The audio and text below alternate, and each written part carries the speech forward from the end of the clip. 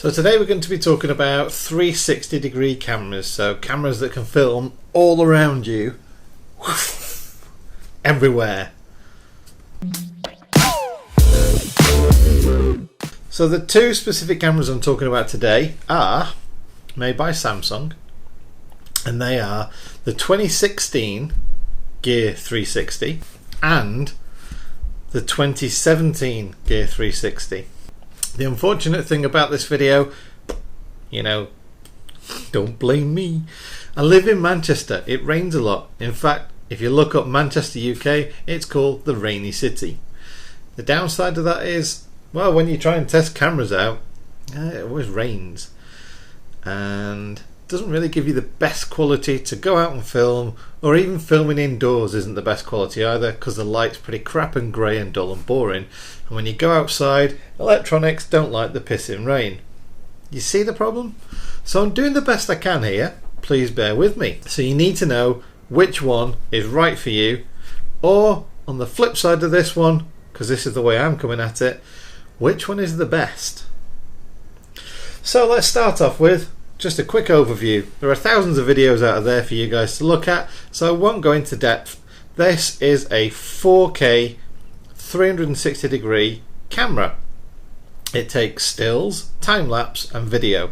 It's controlled via Bluetooth, and sadly for this specific model it's controlled via Bluetooth via Android phones only.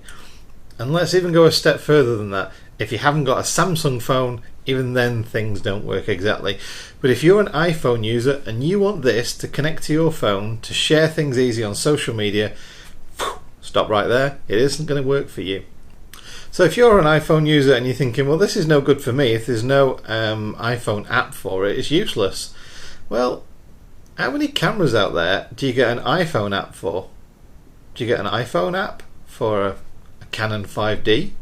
Bit extreme, but what I'm basically saying is this is a standalone camera as much as it is a camera that kind of is enhanced by the use of a smartphone app.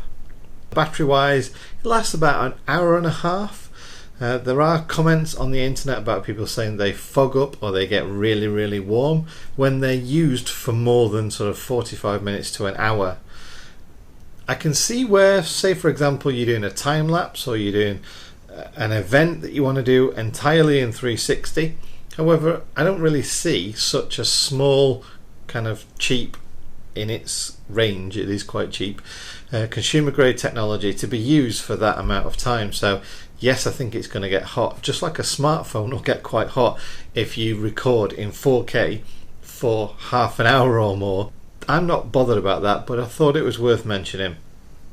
On the side you have a little panel that comes off. The panel reveals a battery that you can interchange. It's a standard Samsung battery, so you can clip that back in there.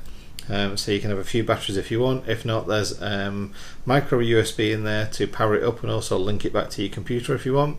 And there's also a micro SD card slot. That's the old one, that's version 1, that's the 2016 model. For 2017 they went and made it look like some sort of little animated robot alien thing, so it's not quite as high resolution as the other one. It's still 4K, it still takes decent-ish pictures. So on the back there you've got the record and OK button, on the bottom there you've got the display, on the side a little pop-out tray which is where the micro SD is, and underneath that you've got a USB type C charge cable, and also it'll sync to your PC. So the little base add-on for this one that comes with it is essentially a little tripod, and also it's a handle if you wanted to hold it like that. So they both still can be held like that, but honestly if you hold it like that you just are going to get your arm in there because it's got an immense field of view in it. So the beauty about this one is it does become a lovely little tripod, whereas that one, oh dear, oh dear, oh dear, oh that's alright. Size wise and design wise, the version 1 feels more robust, it feels better design and of a higher quality. They both have the same battery life, They both have around an hour and a half, so that's 90 minutes. They both take the same time to recharge their batteries. This one supports iPhones as well as Android phones. You can also do live stream from this one as well. You're going to be use this as an iPhone user. You'll basically just carry it around with you all day. You'll use the buttons on the top and the side to do whatever you want to do. You'll come home, you'll take the SD card out and you'll load it into your computer, where you can get the free download of software from Samsung. Again, link in the description, which allows you to edit those images, whether it's photos or videos, and then you can share them to social media or upload them to your iPhone or do whatever. It's entirely up to you how you're going to play that one. But if you don't want to be messing around with SD cards and PCs, that's the one to go for if you're an iPhone user. Obviously it still supports Android as well. So I decided I would have a go at house sale type photography with a 360 camera. So what would it be like to put it on a tripod in a small room and take a photo as if you're trying to show it off on a website so people can have a look around a house and see what they think. So I tried both versions. You can see from the mirror on each one which each version is. So basically you're looking at, in the first one, version 2, which is the 2017 model, and in the second one you're looking at version 1, which is the 2016 model. To me, version 1, the 2016 model, looks a lot brighter and crisp and clearer. So now we're in the car and we're looking at the 2017 version 2 model right now. To me, it's not very clear, quite pixelated, washed out colours. I just don't like it. If you're wondering about the motion as well, the rocking side to side seems to be based on G. So it's got some sort of damping system in there, or gimbal or something like that. So as the car's moving, the images are trying to kind of compensate, if that makes sense. And we're going to flip over now to version 1, the 2016 model, and already that looks so much crisper and clearer.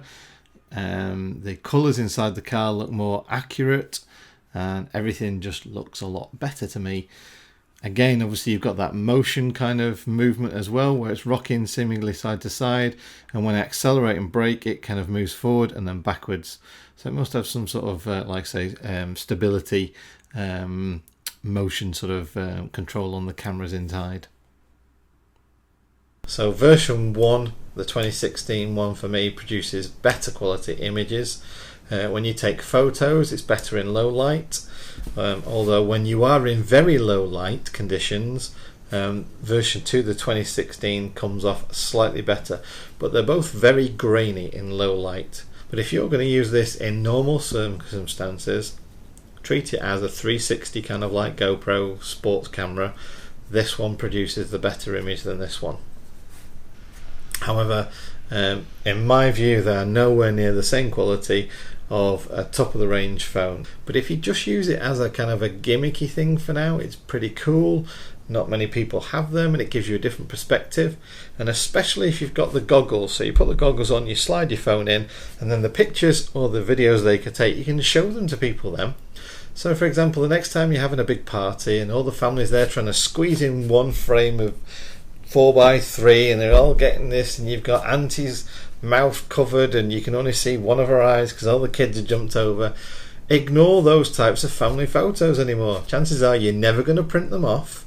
You're only going to share them on social media, and social media is all about 360 these days.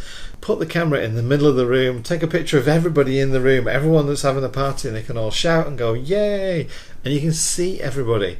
And then you can show them later, put the goggles on, slip your phone in, and you can see it. Or, you know, upload it to Facebook and they can walk around and do this, and you can see them having a look up and down with the phone, and it's fantastic. So thank you very much for watching my video. Please give it a thumbs up, and please don't forget to hit that subscribe button if you've not already done so. I really do appreciate it. Thanks very much for watching and take care. See you soon. Bye.